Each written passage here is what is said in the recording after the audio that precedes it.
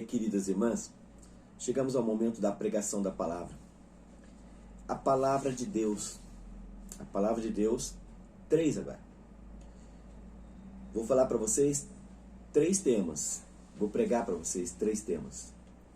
O primeiro deles chama-se animais impuros. Queridos irmãos e queridas irmãs, existe uma confusão muito grande por parte de algumas igrejas evangélicas. Não são todas, não, é algumas só. Aquelas mais antigas, mais tradicionais. Lá no Antigo Testamento, quando Deus começou a passar as leis para Moisés, suas normas, seus preceitos, Moisés proibiu, através da palavra de Deus, que as pessoas, o povo de Israel, se alimentassem de certos animais. Animais que foram citados nas Sagradas Escrituras. E um deles é o porco. O povo de Israel não poderia comer o porco, a carne de porco, porque o porco era impuro, como alguns outros animais. Então eu quero ensinar vocês, aqueles que já aprenderam vão aprender mais ainda, e quem sabe atinge alguma igreja evangélica que está proibindo os seus crentes a não comerem carne de porco. Em Atos dos Apóstolos, no capítulo 10, de versículo 9 a 15, o apóstolo Pedro, ele nos conta: Pedro subiu ao terraço para orar. Sentiu fome e quis comer. Mas, enquanto preparava a comida, entrou em êxtase. Viu o céu aberto e algo como um grande pano ser baixado pelos 4 pontas para a terra.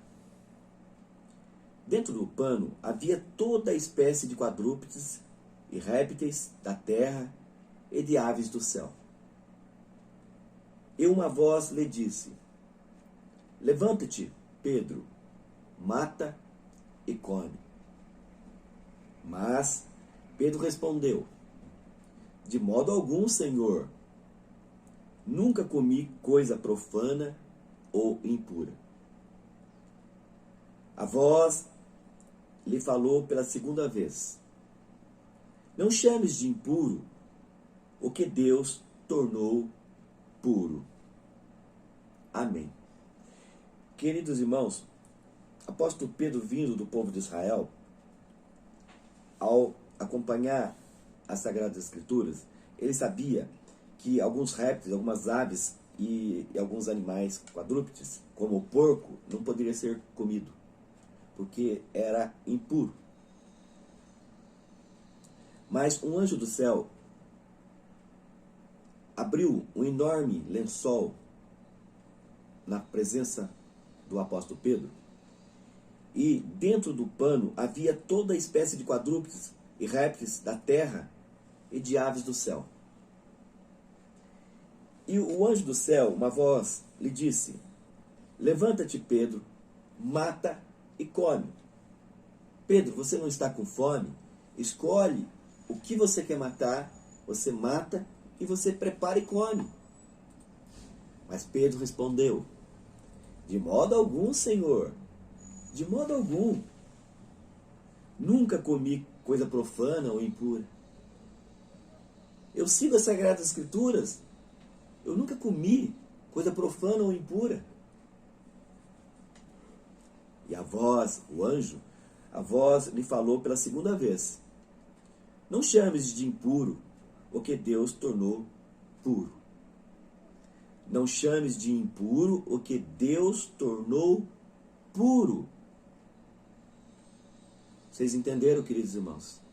Deus tornou puro.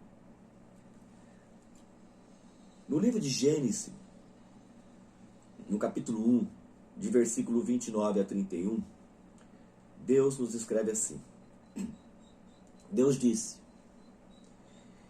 Eis que vos dou sobre toda a terra todas as plantas que dão semente e todas as árvores que produzem seu fruto, com uma semente, para vos servirem de alimento. E a todos os animais da terra, e a todas as aves do céu, e a todos os animais que se movem pelo chão, eu lhes dou todos os vegetais para alimento. E assim se fez.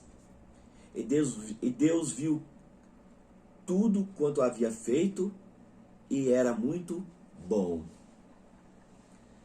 Queridos irmãos, na criação do mundo, onde Deus, nosso Senhor Jesus e o Espírito Santo só falavam assim, faça-se isso, e o Espírito Santo realizava, chegou o momento de fazer toda a vegetação da terra, e os animais, e as aves, os peixes, os répteis da terra.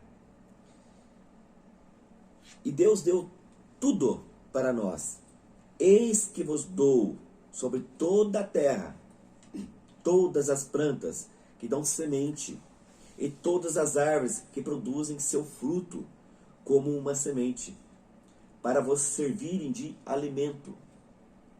E a todos os animais, da terra, inclusive o porco, e a todos os animais da terra, a todas as aves do céu, e a todos os animais que se movem pelo chão, e eu lhes dou todos os vegetais para alimento.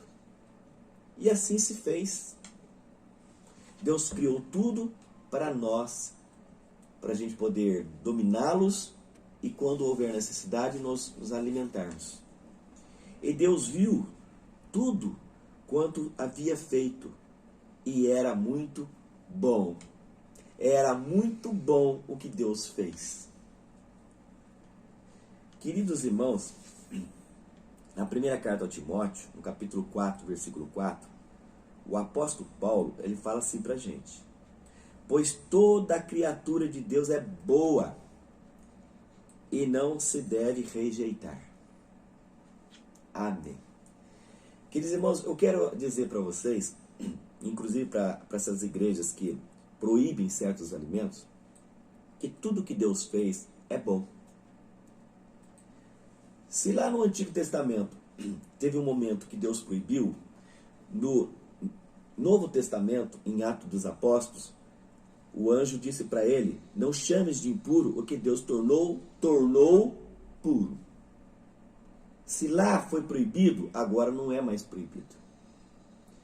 Queridos irmãos, toda criatura de Deus é boa e não se deve rejeitar, diz o apóstolo Paulo. Aprendam isso. Nós temos que ter uma consciência, queridos irmãos, de que tudo nós podemos, mas nem tudo nos convém.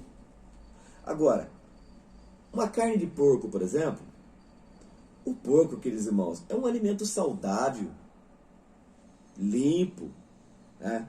Ajeitado, na sua fritura. Você pode comer várias carnes do porco.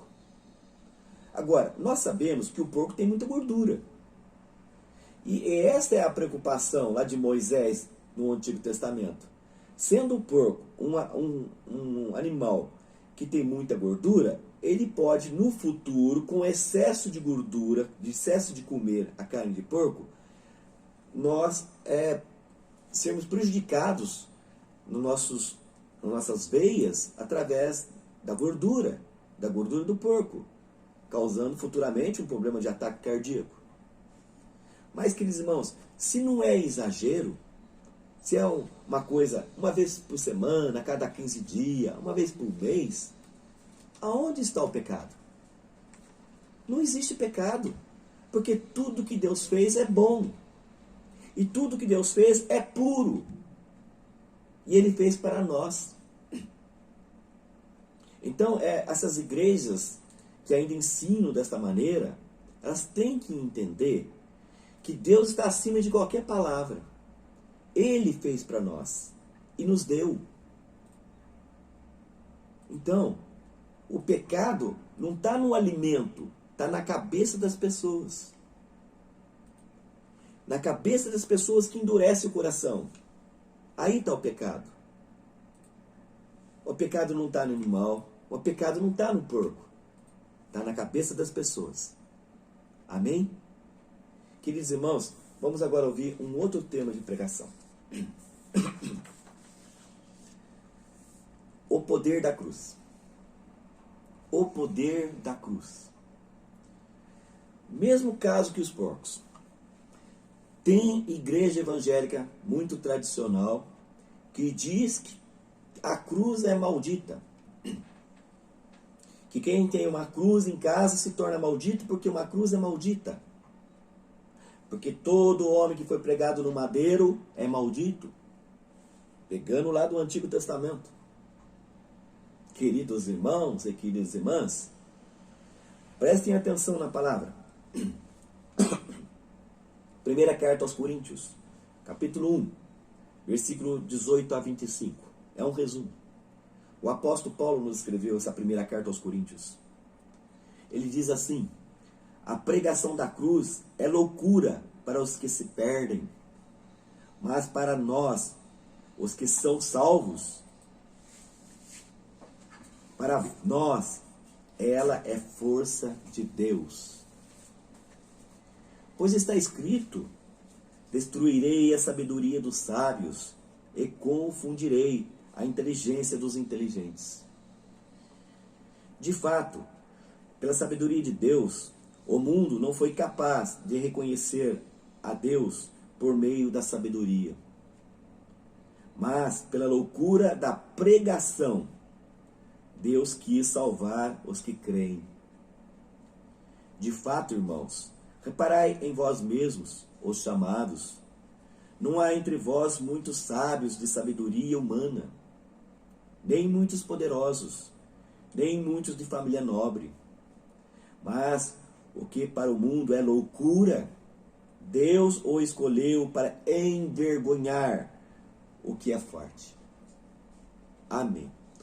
Queridos irmãos e queridas irmãs, o apóstolo Paulo está dizendo que a pregação da cruz de nosso Senhor Jesus Cristo, é loucura para os que se perdem na palavra de Deus. Mas os que são salvos, para nós, ela é força, é poder de Deus. Queridos irmãos, Deus, para confundir a cabeça dos inteligentes, dos sábios daquela época, e pelo jeito até de hoje, Ele colocou o nosso Senhor Jesus, permitiu que nosso Senhor Jesus fosse a cruz de maldito, por nós. Ele foi crucificado no madeiro, onde só os bandidos iam, e Jesus não era bandido. Jesus é santo, é filho de Deus. Ele foi levantado na cruz para envergonhar essas pessoas que se dizem que são muito sábios, para derrotar Satanás na cruz. Esta cruz de nosso Senhor Jesus se transformou numa bandeira, uma bandeira de vitória. Vitória de Jesus na cruz, na ressurreição após a morte, e a nossa salvação, a nossa vitória. Por isso, queridos irmãos, não rejeite a cruz do Senhor. A cruz do Senhor não foi feita para ser idolatrada, mas para lembrarmos o quanto Jesus passou na cruz por nós, para a nossa salvação. Amém, queridos irmãos? Por isso que Deus transformou pela loucura da pregação a crucificação. Deus quis salvar os que creem, mas para o mundo é loucura. Naquela época foi um escândalo, uma loucura, porque o Filho de Deus foi crucificado. Deus o escolheu para envergonhar o que é forte, o que é sábio e o que é inteligente.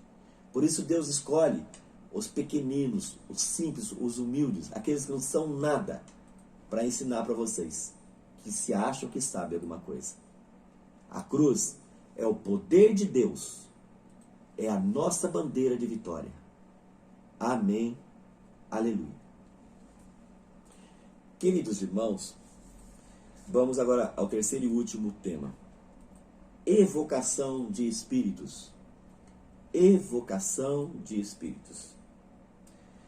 Queridos irmãos, nós sabemos que na feitiçaria, lá nos terreiros de macumba, de feitiçaria, existe a evocação de espíritos.